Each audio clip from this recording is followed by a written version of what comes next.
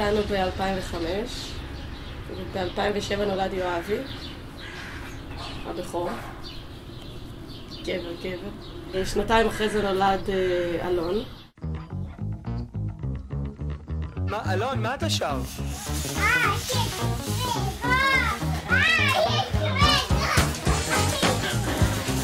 מה אתה עושה?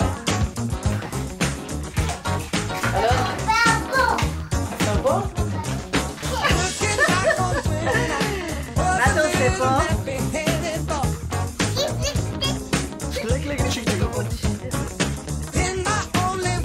צ'יק צ'וק!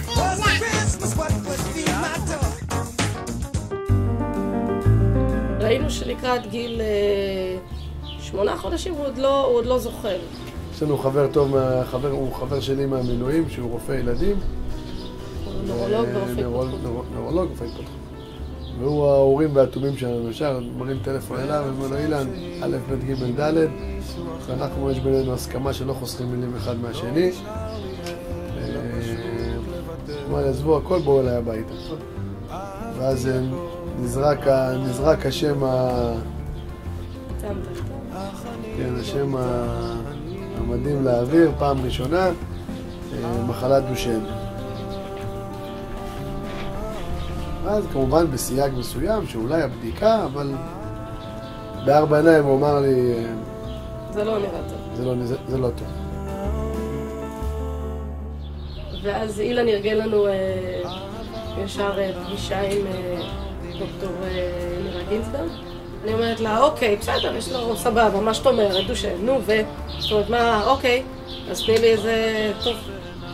תני לי איזה תרופה, איזה זריקה, איזה משהו. ואת זוכרת שהסתכלה, כאילו, היא הסתכלה על אלעד והוא כבר הבין את זה?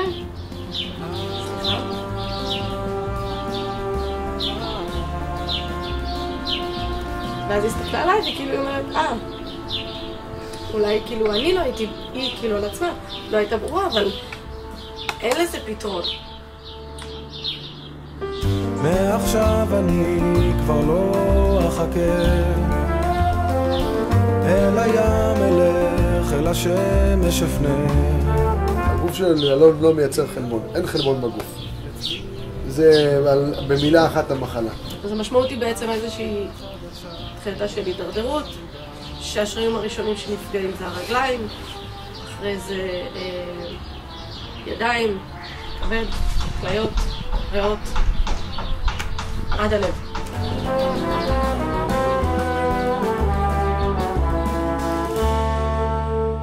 ייעוד כשם העמותה, חיים לאלון.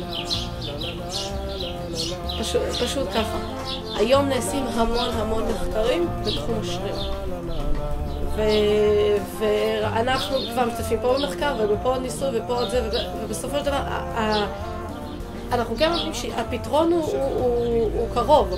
זה תלוי, אני אומרת, זה תלוי בשלושה דברים. זה בתזמון, מזל וכסף.